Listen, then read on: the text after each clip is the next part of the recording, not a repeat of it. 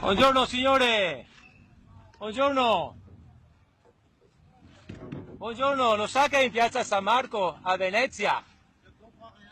È francese? Vous connaissez que vous êtes en place San Marco?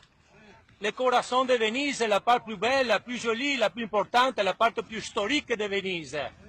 Et qu'est-ce que vous faites là? Qu'est-ce que vous faites? Et partout le monde fait chaud. Et alors? Merci, merci.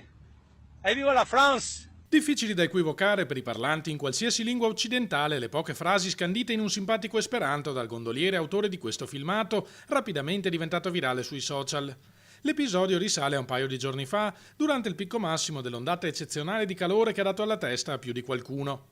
Anche se i turisti cafoni non hanno bisogno di un motivo per esibirsi nelle loro prodezze, come dimostrato dai numerosi episodi susseguitisi quest'estate anche in giornate più miti.